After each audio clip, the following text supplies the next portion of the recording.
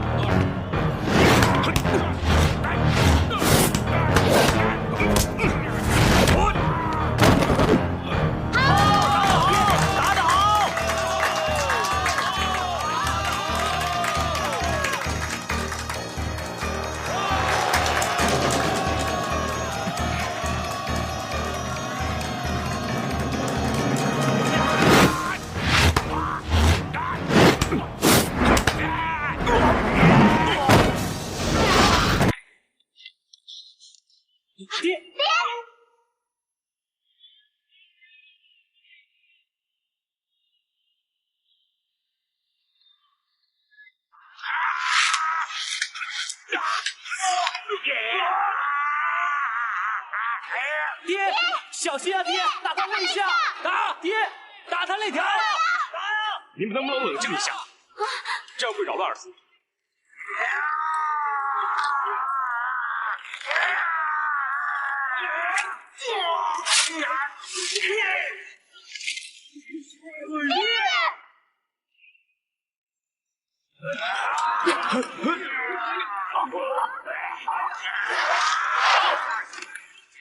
爹！爹！还不快去救爹！爹！爹！二师公！二师公！二师公！二叔，二师公！爹！二师公！二师公！爹！这么狠的手！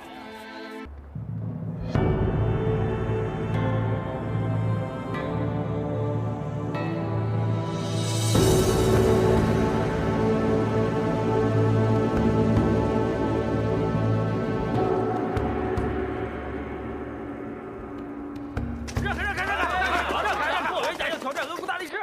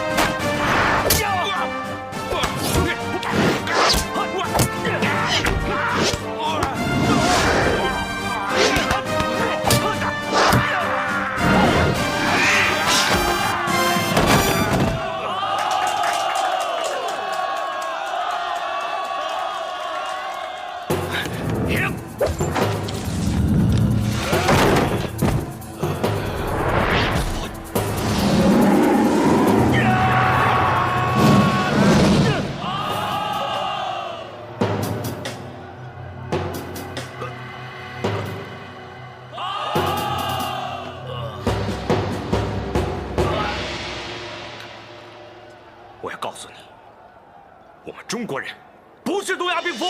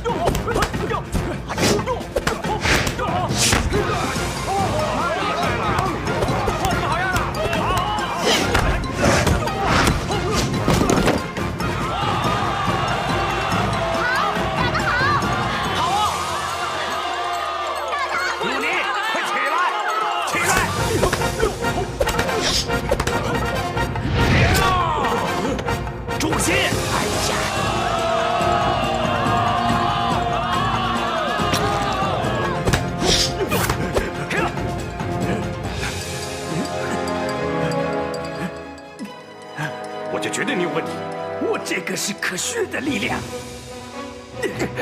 无耻！我听说你也打过这个，不是吗？我要好好教训你。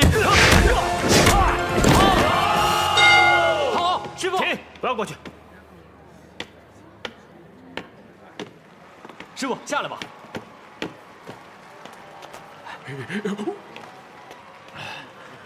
师傅怎么样？怎么样？他用了药，我会打倒他的。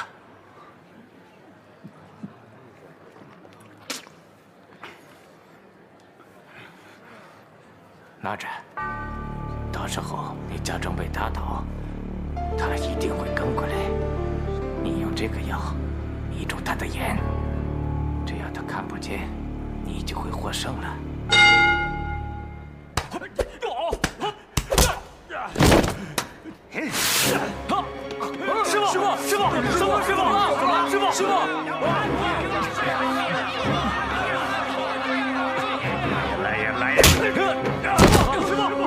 师傅！师傅，怎么了？裁判，看时炸！把手伸出来，面向观众。怎么样？没用，你没事吧？我手里什么都没有，没有。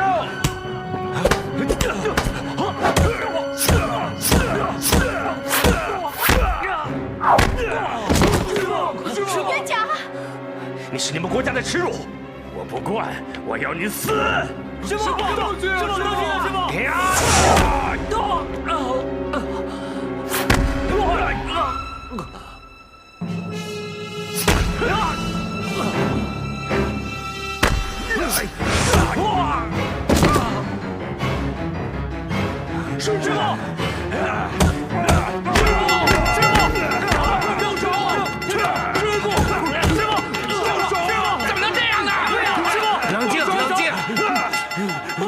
冷静一下，冷静！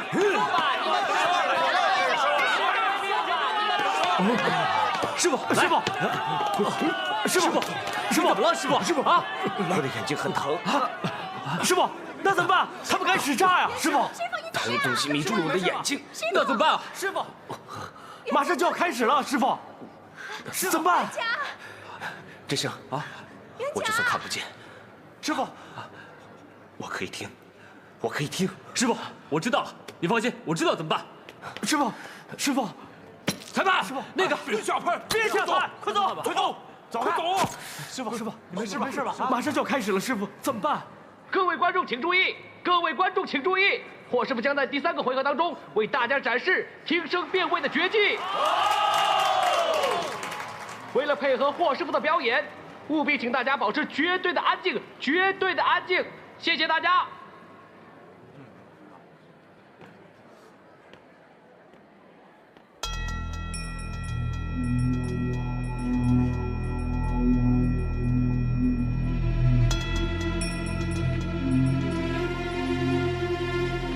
这样怎么打呀？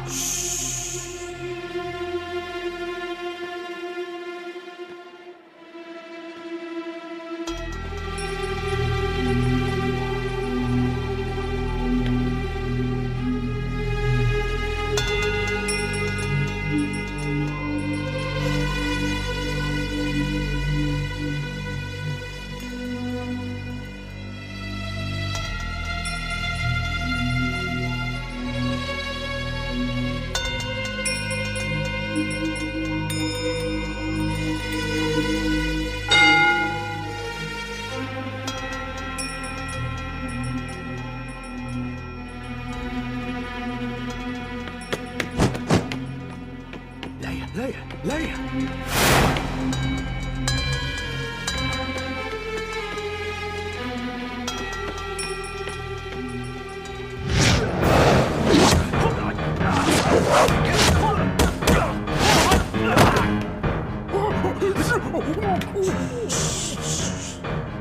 这是什么鬼把戏？这也是科学，它叫做中国功夫。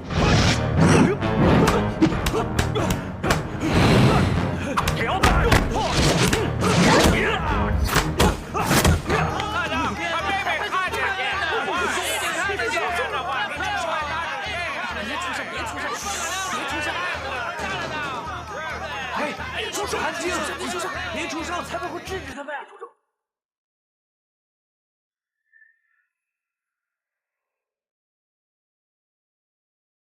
你把这小娃骨头上面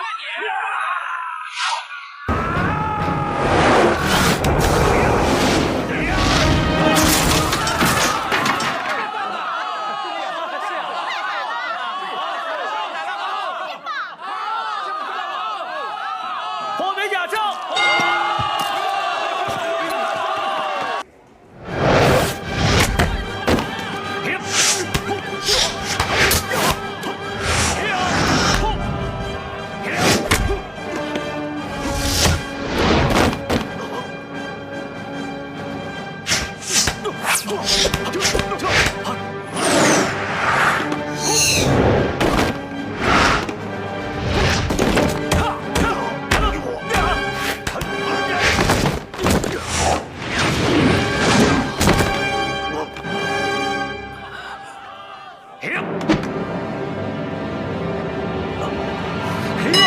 结束，分开，请分开。师傅，师傅，没事吧？师傅，你没疯啊？我是假装的，我们的武馆有内奸，快点查清楚。好。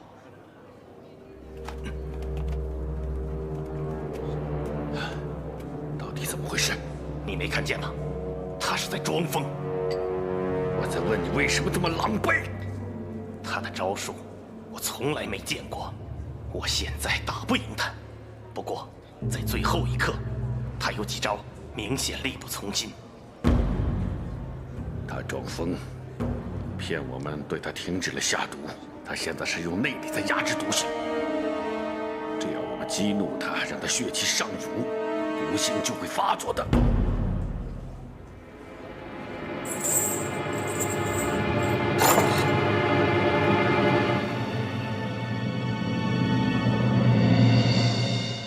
天南，来，把这个换上。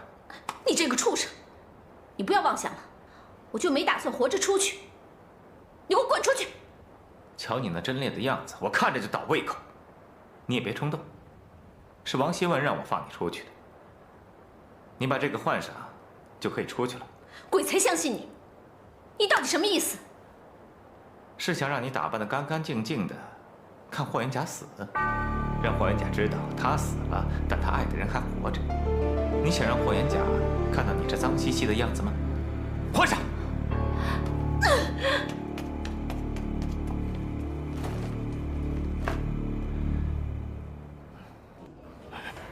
侯师傅，打得不错啊！这盘棋不是你想象的那样，是不是很失望？还没打完呢，霍师傅。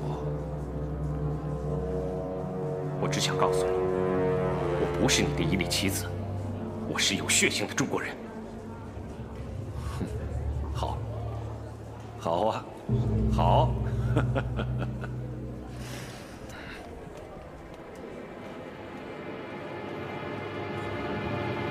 师傅，怎么了？我被下毒了。师傅，怎么了？我被下毒了。要不要紧啊？没事。打到！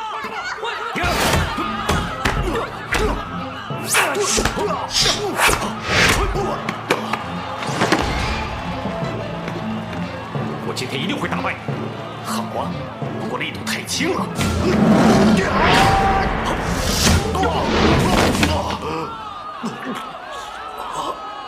打得好，师傅！10、9、8，刚才你们是大声的侮辱中国人吗？现在怎么不说了？5、4、3、2。喂，你怎么了？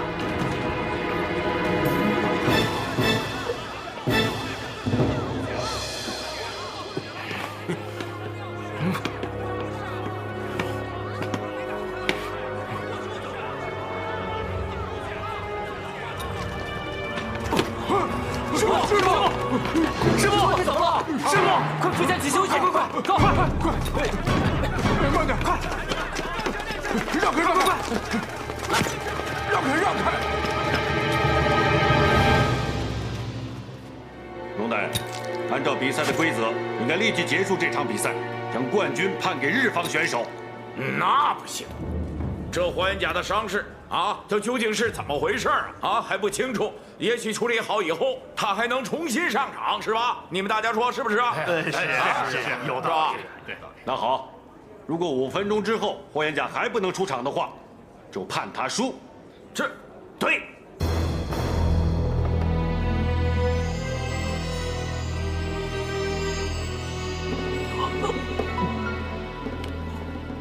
师傅，你怎么了？师傅，你到底怎么了？师傅，大夫，到底怎么回事啊？师傅，怎么办？大夫，你救救我师傅啊！现在马上送我们的教会医院去抢救，也许还来得及。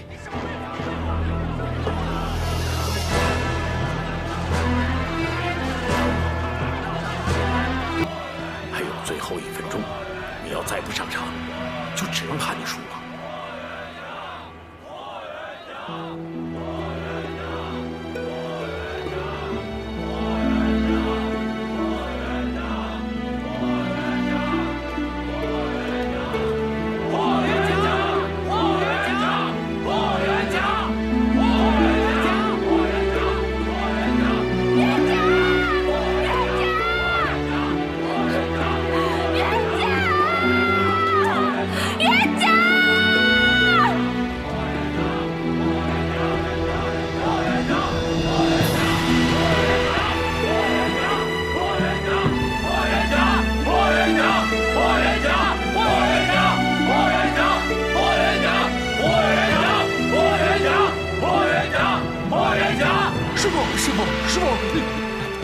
师傅。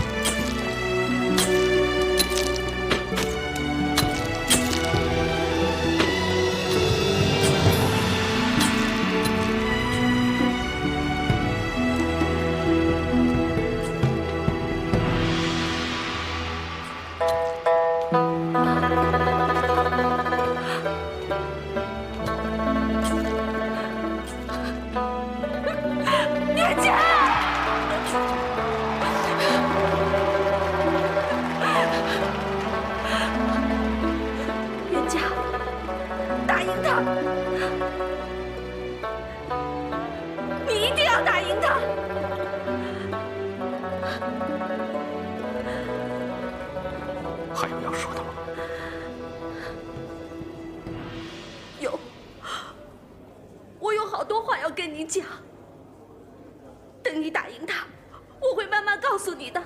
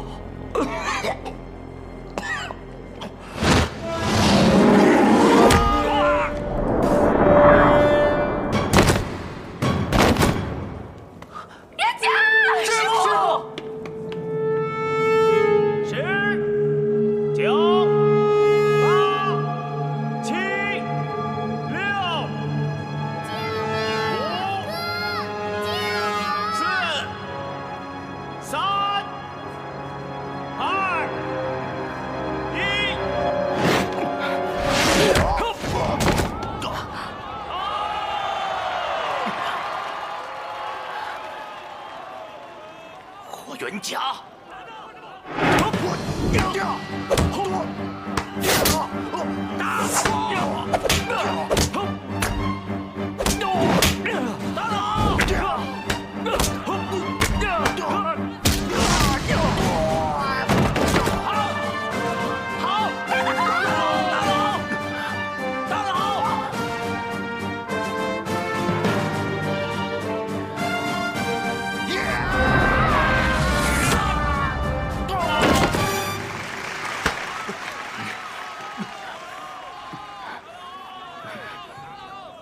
根本赢不了我，霍元甲，你已经中毒了，我要看着你怎么死。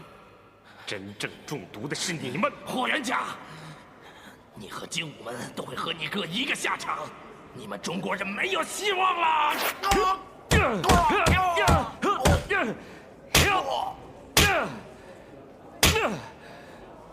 国家兴亡，匹夫有责。我霍元甲今天倒下去了，还会有千万个霍元甲站起来。中国人是打不倒的。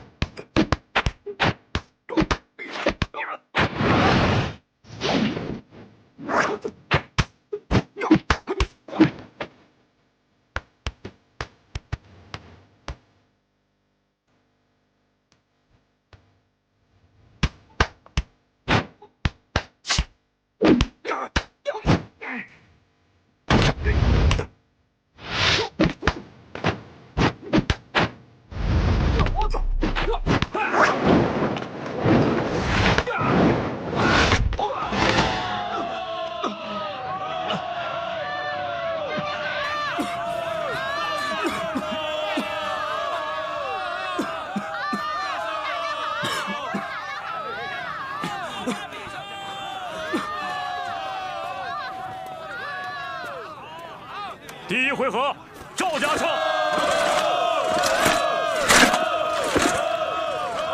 爹，岳武，爹，稳扎稳打，拿下这局。放心吧，爹。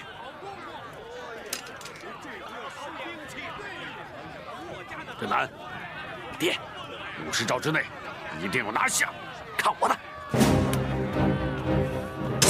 赢！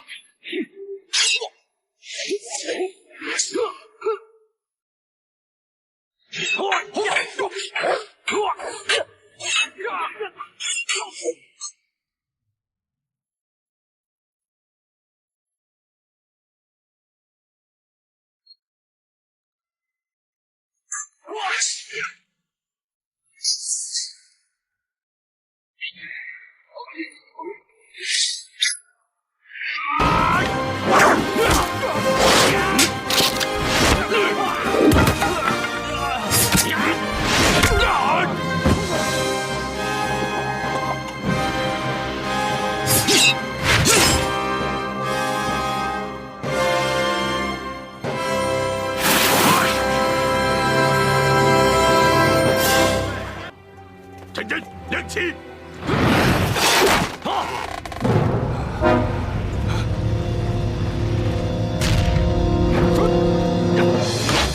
什么是正宗？看，看！哼，我才是密宗正宗，谁先来？好，既然当年我们3个为了这个正宗闹得不欢而散，哼，我们今天就来做个了断。哼，你跟当年一样平庸，不过倒是富态了。哼，要打过之后才知道。照着掌门上。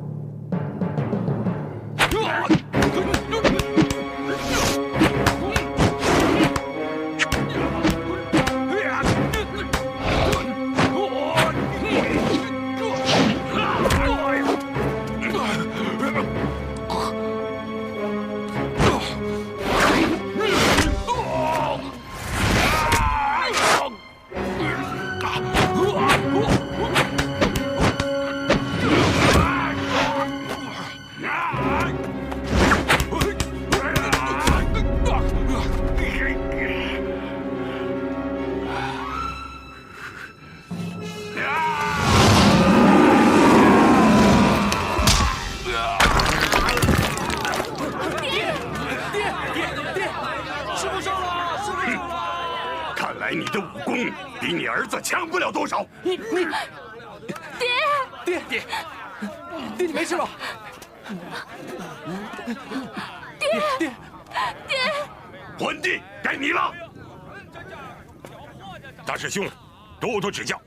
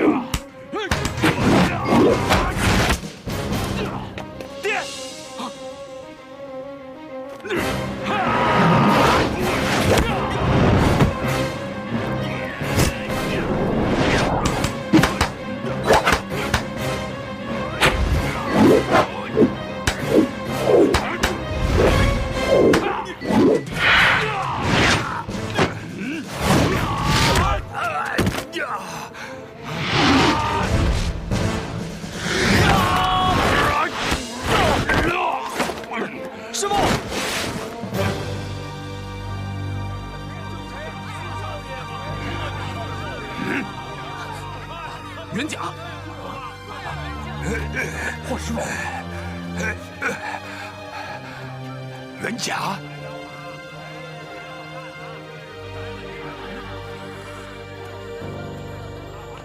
你是谁？在下是霍家四子，霍元甲。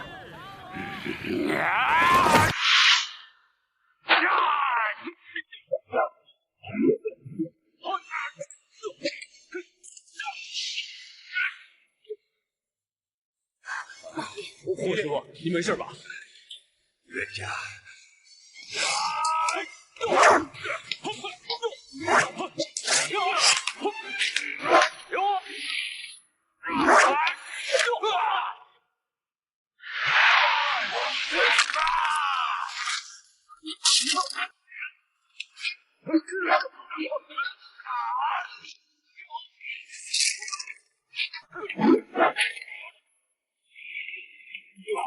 师傅，你没事吧？到底什么功夫？霍家拳不是霍家拳，桓帝不是你师傅。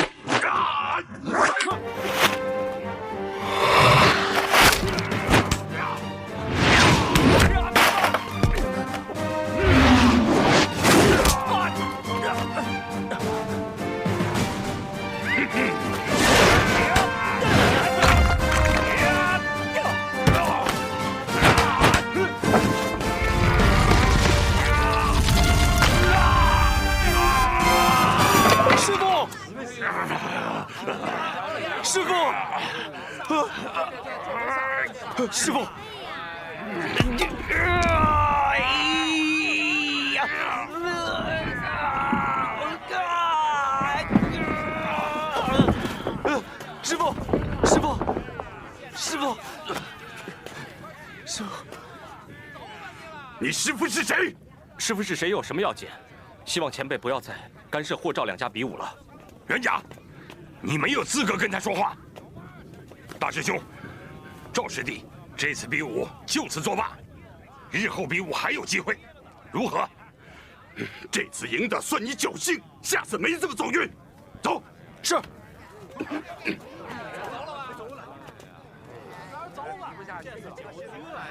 爹，我们走。哼！元甲，你赢了啊！你赢了，赢了！元甲赢了！元甲赢了！元甲赢了！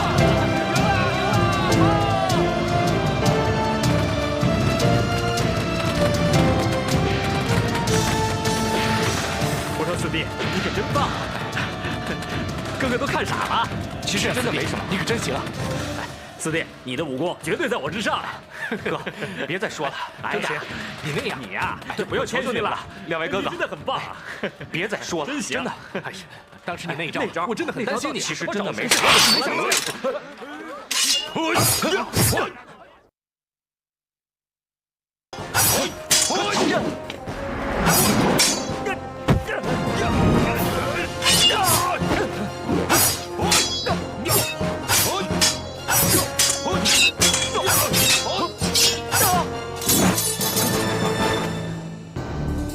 你拿的是霍家刀，不是柴火。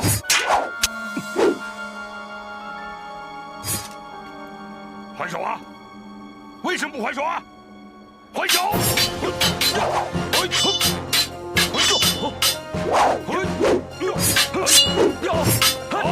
棍起生风龙点头，劈开来扫鬼见愁。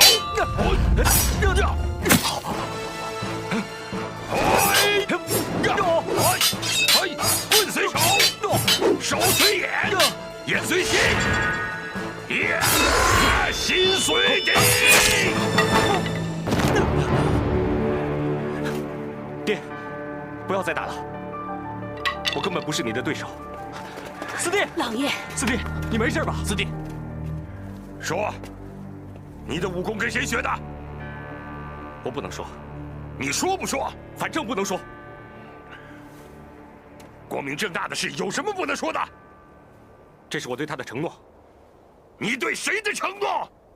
爹，这是你教我的。君子不可以食言。好，这次我可以原谅你，但是你偷学武功犯了家规，我罚你在后院跪到天亮。爹，我到底做错了什么？我不明白。不明白就跪到明白为止。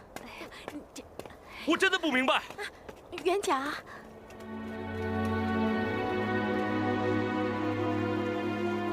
爹，那个老头是谁啊？把您伤成这样。他是你们大师伯。哎呀，这事儿不必再说了。倒是贺元甲，对，就是他。他上次来咱们家肯定是偷学武功的，要不然怎么会判若两人？我这就找他们霍家去理论。行了，爹都伤成这个样子，你就不要再惹是生非了。真北说的有道理，霍元甲的武功一定是偷学的。对霍恩帝来说，也绝非什么光彩的事，没准正在大发雷霆呢。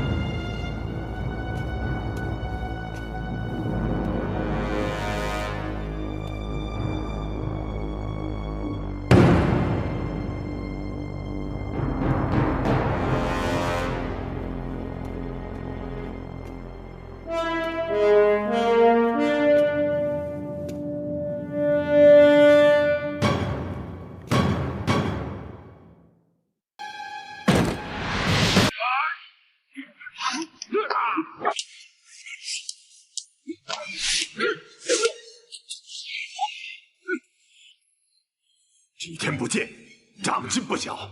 大师伯，我们刚一交手，你就知道我的武功岂不更厉害？哼，是我功夫。脚打7分，手打3，彼此彼此。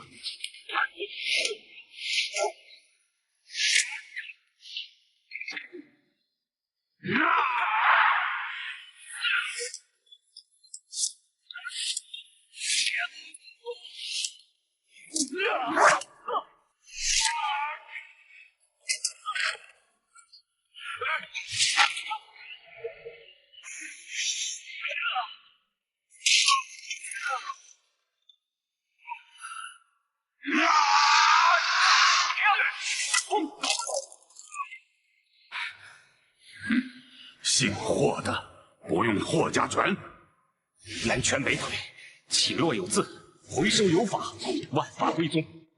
打赢你的拳就是好拳。好小子，死后愿意葬在何处？害土无边，天作恶，山登绝顶我为峰，葬于何处有何所谓？终于出密宗拳了！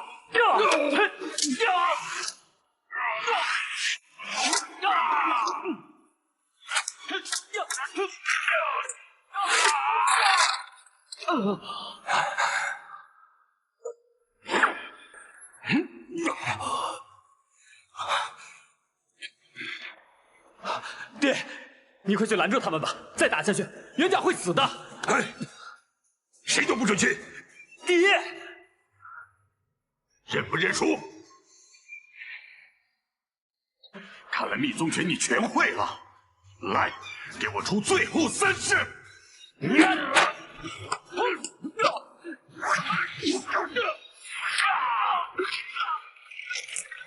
爹，比武有比武的规矩，一方未认输之前，他人不得插手。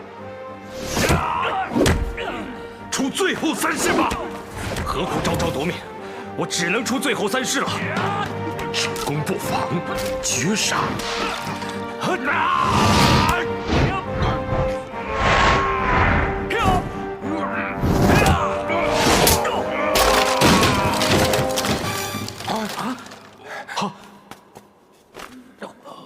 师傅，元甲，元甲，师傅，元甲没事吧？师傅，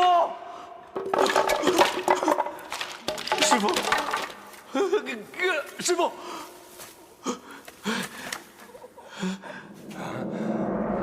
师傅，师傅。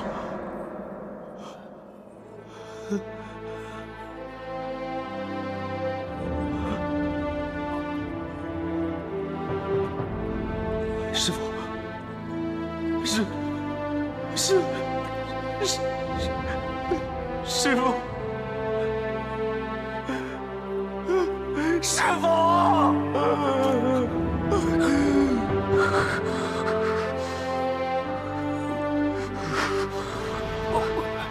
师傅，这怎么样？我看到最后3式了，你不要保证。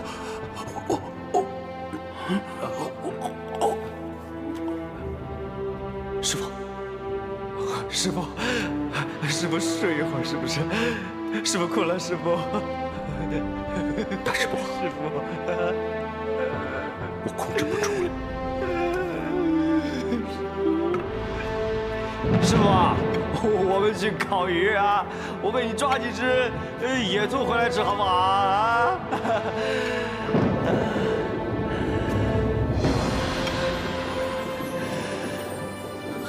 霍元甲，我希望你长命百岁。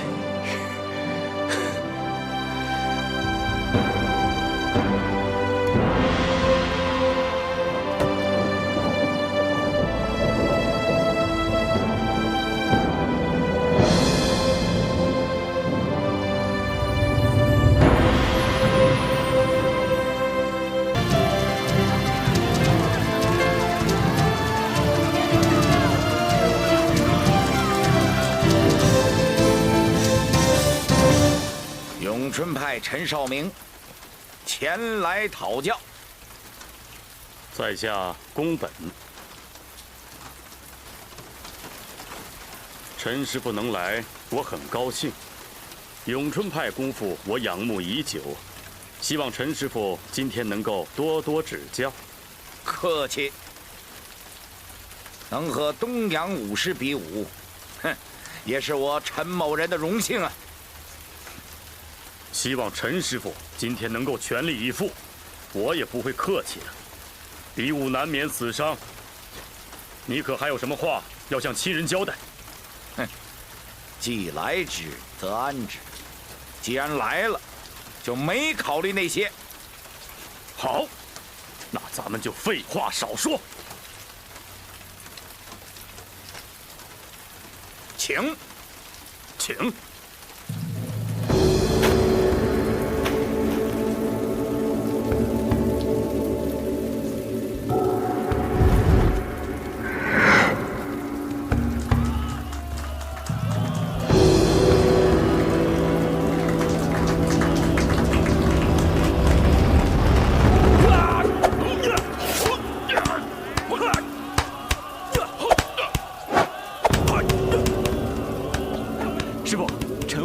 上风啊！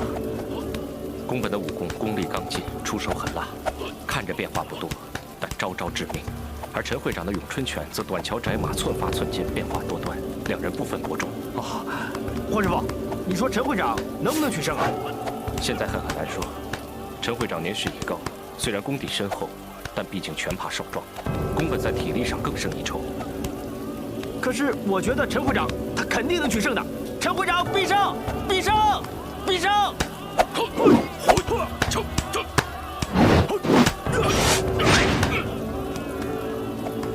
师傅，陈会长他支持不了多久，他打不过宫本。一旦被宫本抓住机会，以宫本的狠辣，他非死即伤。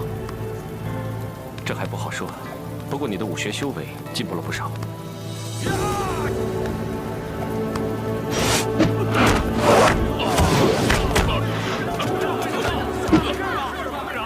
师傅，陈会长好像不行了，那怎么办？宫本已经熟悉了咏春拳的套路，如果再打下去，陈会长凶多吉少。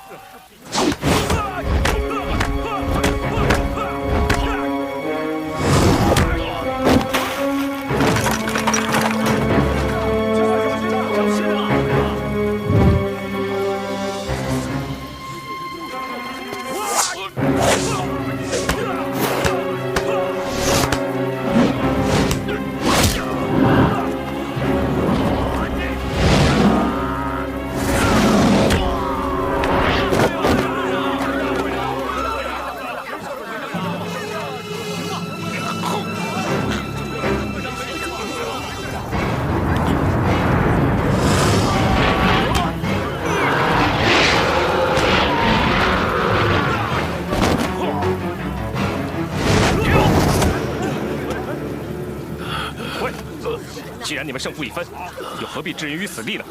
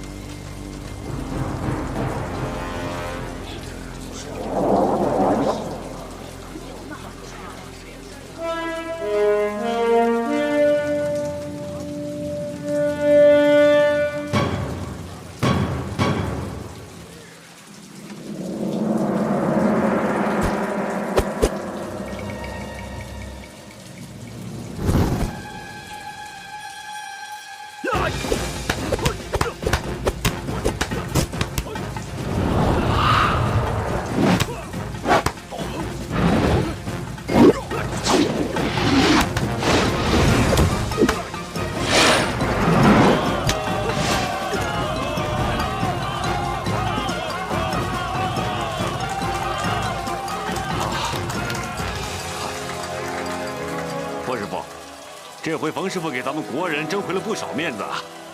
但愿如此。霍师傅这话什么意思？其实冯前辈是带病病武。什么？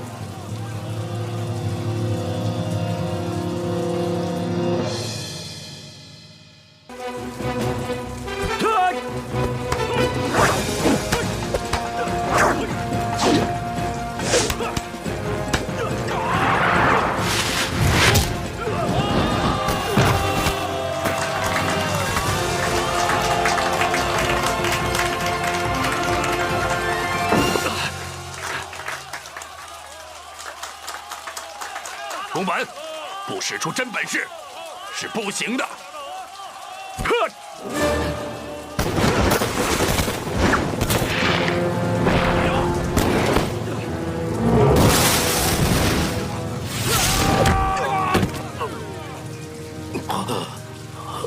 人家，冯师傅没事吧？很难说，但他不能拖得太久。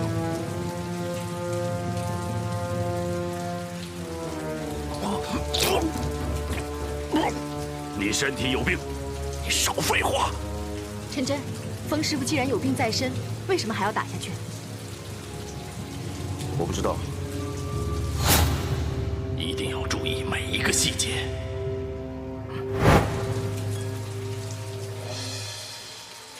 来呀！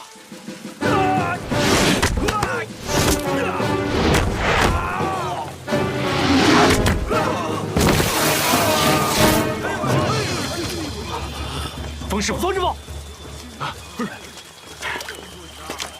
风师傅，风师傅，风师傅，风师傅，公本，陈真，陈真，陈真，这是公平的比武，不要冲动啊，陈真，陈真。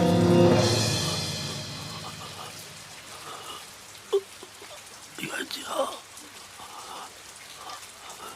看到了吗？看到他最后一招了吗？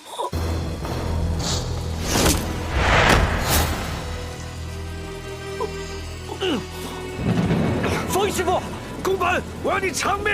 陈真，宫本真。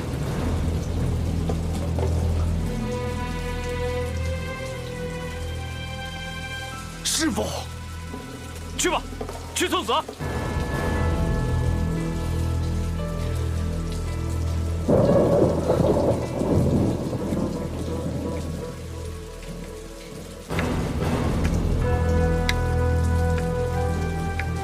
他根本就是有病在身，这不能怪我。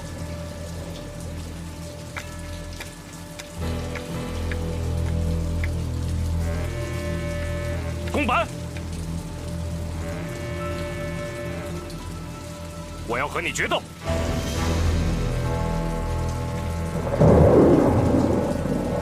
好，你要记住你说过的话。